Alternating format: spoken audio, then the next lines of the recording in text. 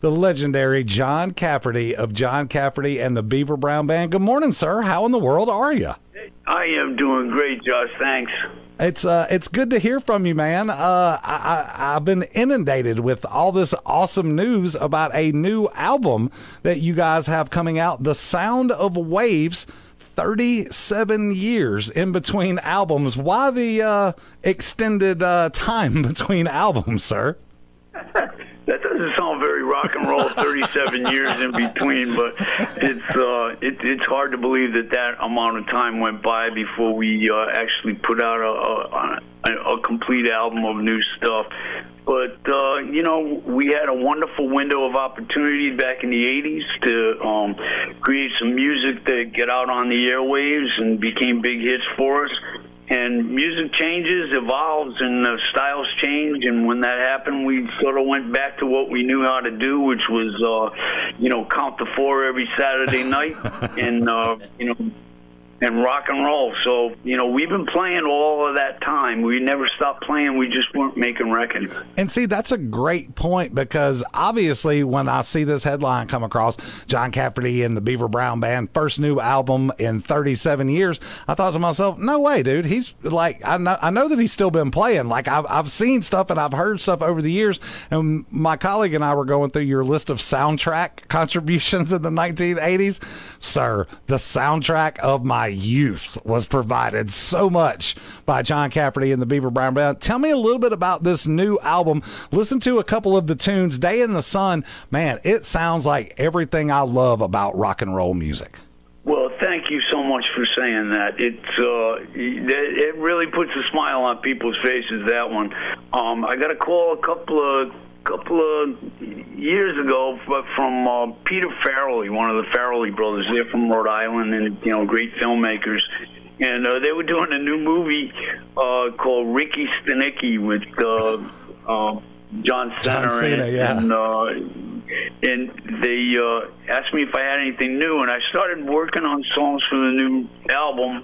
Hadn't finished the album, but had finished Day in the Sun, so he asked if he could use that because he really liked it. So Day in the Sun, another movie song, which is unbelievable. So it's been tested, but now it's out as a single for radio, and it's a good one. It really puts a smile on people's faces. It really does. It really sort of takes you back to a different place and time. And nostalgia has become a very big deal, especially over the last 5 or 10 years. The crazier the world gets, the more we're like, oh, man, it sure was awesome back then. It sure was awesome back then. How crazy is it for you to be thrust back into the spotlight again after being low-key for a couple years? Well, we have continued on, so we've never stopped.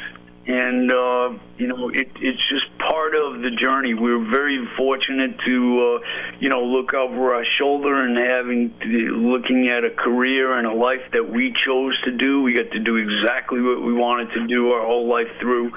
And so, the music business is funny. It's like a carousel that goes around and around, and every once in a while, your number gets called again. So it's kind of fun.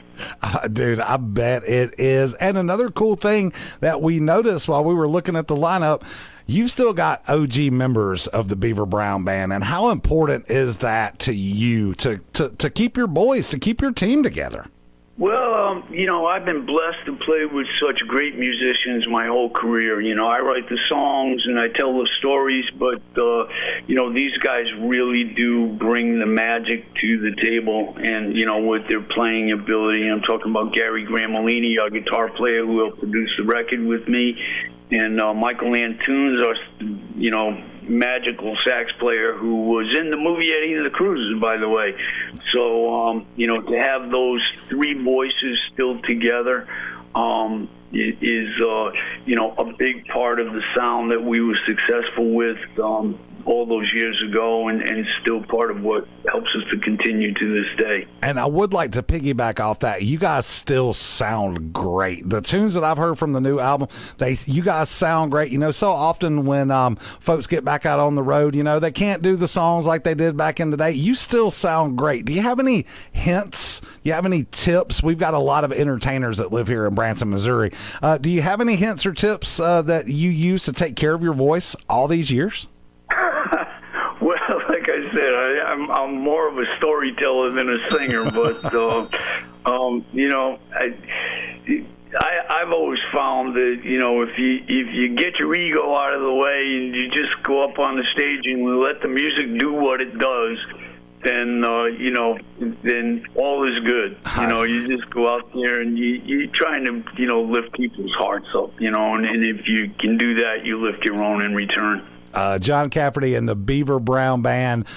First new album in 37 years, Sound of Waves. John Cafferty joining us on the upside. Now, John, you brought up Eddie and the Cruisers. When people hear the intro for The Dark Side, do they still lose their freaking minds like we do every time we hear it? That's funny. I'll tell you what, you know, it is wonderful to have a hit that was that big.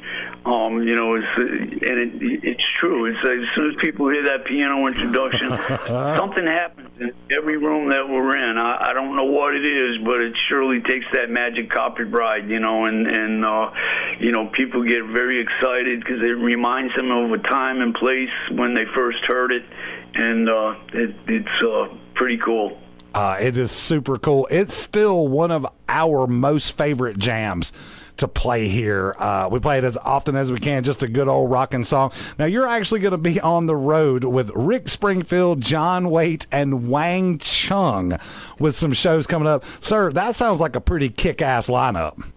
It's unbelievable. We ran into, you know, Rick Springfield and his band down in Cancun last fall, and Rick said that he was doing a tour, an 80s tour with this incredible group of talented musicians, and he said he had an extra bunk on his bus, so asked me if I want to come out and do a few weeks with him. So I just said, absolutely. It just sounds like so much fun. So I'm looking forward to that. It's going to be in the spring. That's so awesome, y'all. Get up, get out, and go check out John Cafferty and the Beaver Brown Band wherever they may be playing, and also wherever records are sold. Sir, how can folks find the album and get more information about you?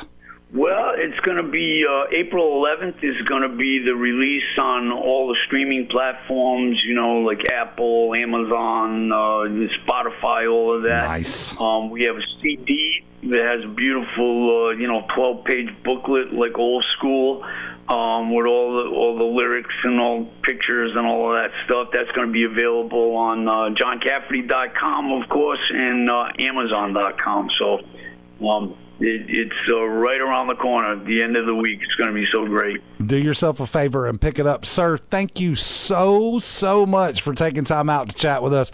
Really big fans here. And you holler if you need anything from us. You understand? Unbelievable. Thank you so much for having me on. Appreciate it. Yes, sir. Anytime. How awesome was that?